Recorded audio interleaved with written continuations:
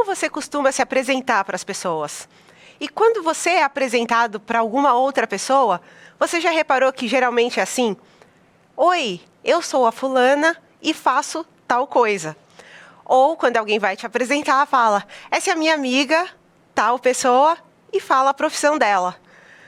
Eu nunca acho que eu sou só isso. Eu sou uma pessoa tão completa e confusa e faço tantas outras coisas. Eu sou mãe, eu gosto de falar japonês, eu gosto de rock, eu gosto de chamate. Eu nunca penso em falar a minha profissão quando eu vou me apresentar, porque eu penso que eu sou muitas coisas além daquilo que eu faço. Mas, além de tudo o que eu faço, eu também trabalho fazendo faxinas. Aquele trabalho de fazer faxina mesmo, de entrar na casa da pessoa, de causar para ela saúde, bem-estar, uma economia de tempo e de lavar, esfregar e fazer várias outras coisas. Quando eu comecei a trabalhar, eu achava que as pessoas tinham uma noção diferente com o passar dos anos dessa profissão. Mas eu fui descobrindo que não era bem assim. Quando a gente fala do trabalho de limpeza, as pessoas costumam olhar para você e pensar, ah, tadinha, esse é o seu trabalho? E eu fiquei super preocupada pensando no porquê as coisas eram vistas dessa forma. Mas antes de eu falar um pouquinho sobre isso, deixa eu te fazer uma pergunta. Nos últimos dias, nas últimas horas, nas últimas semanas, você precisou de algum serviço? Você contratou algum serviço? Você precisou ser atendido por alguém? Pensa um pouquinho sobre isso. Mas voltando àquilo que eu estava falando, eu já tinha uma proximidade muito grande com essa profissão, porque eu sou neta de uma empregada doméstica. A minha avó trabalhou na casa da mesma família por mais de 30 anos. Então, a gente ouvia muito que ela era uma pessoa quase da família. Mas a minha avó costumava comer uma comida diferente. E ela não comia na cozinha, nem na sala de jantar, claro. Ela comia na área de serviço. Família esquisita. Não achava que aquilo fazia muito sentido. E eu observei aquilo por muitos anos, mas nunca questionava, nem perguntava para ela, nem, claro, para a família, nem para ninguém. Eu só observava aquela situação. Os anos foram se passando, eu acompanhei outras pessoas, tinha pessoas que trabalhavam na minha casa, eu conhecia outras pessoas nas casas dos meus amigos que faziam esse trabalho, mas eu entendia que existia uma distância entre quem contratava o serviço e quem executava. Mas eu não entendia o porquê. Até que 30 e tantos anos depois, eu comecei a fazer esse trabalho. E eu fui percebendo não só a distância, mas a forma como ele é visto pelas pessoas. Então, lembra que eu falei que as pessoas falavam, puxa, tadinha, ela trabalha fazendo faxinas. Parece que a faxina é aquilo que sobrou. Eu não tive outra opção. Eu não pude escolher. Mas em nenhum momento ninguém nunca perguntou se eu estava feliz. Ou se eu ganhava bem. Ou se estava tudo bem com a minha escolha. Porque fazer faxinas, no final das contas, se tornou a minha escolha. Quando eu faço o meu trabalho, eu entendo o potencial que eu tenho de transformar a vida da pessoa que eu estou entrando na casa. Porque essa pessoa está passando por uma transformação. Ela sai, vai trabalhar, deixa a casa de um jeito, quando ela volta, está de outro. E eu sei que eu fui o agente dessa transformação. Então, quando alguém olha e pensa assim, ela não faz nada, ela não é nada, eu fico pensando, e as transformações acontecem como? Sozinhas? Mas já que é assim, a forma que as pessoas pensam, eu tento deixar desse jeito. E voltava para casa pensando, tá, se eu deixar desse jeito, não vai dar certo. Então, no começo da minha profissão, eu precisava encontrar uma forma de entrar na casa das pessoas.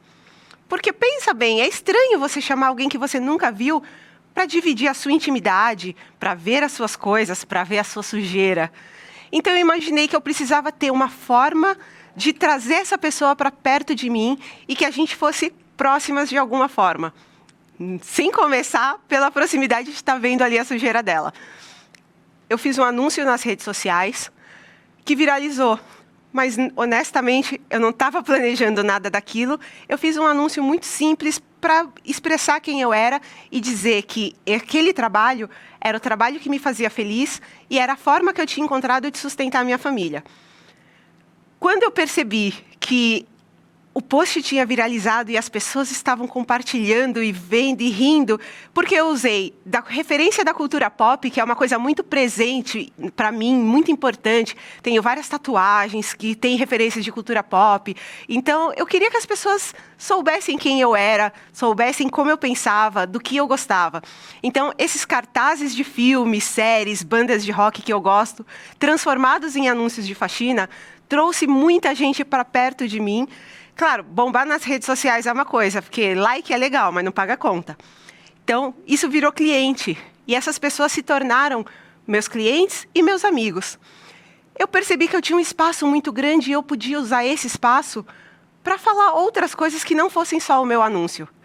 E criei uma página onde eu dividia com as pessoas o dia a dia do meu trabalho. E contava com crônicas, fazia playlists, dava dicas. E isso foi trazendo um espaço de reflexão e de discussão de um trabalho que ninguém falava. Depois eu descobri que eu fui a primeira faxineira a produzir conteúdo para as redes sociais. Hoje o Faxina Boa conversa com centenas de milhares de pessoas. E isso fez com que eu recebesse diversas mensagens de diversos lugares, de todo o mundo. E certa vez eu recebi uma mensagem que dizia assim: a minha família não tem consideração por mim porque eles dizem que eu não dei certo. Então, eles sentem vergonha por causa do meu trabalho. Mas quando eu vejo você, eu entendo que eu tenho um lugar no mundo e que esse lugar vem que a minha profissão não define quem eu sou. E eu sou muito orgulhosa de quem eu sou e do que eu faço. Muito obrigada. Foi um momento que eu percebi que é aquilo que eu queria fazer. Eu queria conversar com essas pessoas e fazer com que elas entendessem a importância do trabalho delas. E, recentemente, eu recebi uma mensagem de uma criança. E essa criança disse que ele não se importava muito com quem estava ali ao redor e, principalmente na escola, ele tinha uma forma de tratar a mulher que limpava a cantina da escola, que era uma forma muito ríspida, e ele deixava o resto do lanche e falava: ela está aqui para isso. E, de repente, ele disse que viu os meus conteúdos na internet e que não trata mais ela assim, e perguntou qual era o nome dela. Uma coisa que acontece muito quando a gente trabalha com limpeza é que a gente perde a identidade. A gente vira a tia da limpeza. Não tem nome, não tem preferências, não tem conhecimento, você não é nada. Você pega um elevador super escondido, que é o elevador de serviço, você não interage com as outras pessoas. Na verdade, elas nem se importam muito com o que você está fazendo, elas só querem o serviço pronto. E quando eu passei a colocar ali uma cara, uma voz e uma história nessa profissão, outras pessoas apareceram e isso mudou a forma como o trabalho, não só o trabalho doméstico é feito, mas a prestação de serviços. Lembra que eu perguntei se você tinha usado algum serviço ultimamente? Eu tenho certeza que você usou. E todas essas pessoas, elas são muito importantes, porque são elas que fazem com que você tenha o conforto que você tenha os acessos que você tem. Então, todas essas pessoas, ela não tem um diploma, ela não tem um crachá, ela não tem um MBA, mas ela está fazendo uma coisa muito importante. E isso sempre precisa ser deixado claro. E foi nesse momento que eu percebi que o conteúdo que eu produzia nas redes sociais, ele tinha até mesmo um caráter educacional. E aí eu pensei, puxa vida, eu sou tantas coisas que até um pouco de educadora eu sou. E aí eu tinha já feito algumas palestras, eu escrevi um livro e eu fiz várias outras coisas. Então, no momento em que eu percebi esse potencial, óbvio que a síndrome da impostora me pegou. Eu vivia pensando no: será que eu estou fazendo as coisas certas? Será que eu mereço estar aqui? Será que tudo isso que está acontecendo é real? E a gente descobre nesse momento uma coragem que a gente talvez não soubesse que a gente tem. Então, a gente consegue, a partir de pequenos movimentos, de pequenas coisas e de pequenas atitudes, provocar grandes transformações. E assim eu fui descobrindo que, além de faxineira, além de criadora de conteúdo, além de mãe, além de uma pessoa que adora falar japonês, eu também era uma educadora, eu também conseguia tocar o coração das pessoas e fazer diversas outras coisas. Então, o que eu percebo é que não importa o que é que você faz, importa como você faz. Muito obrigada.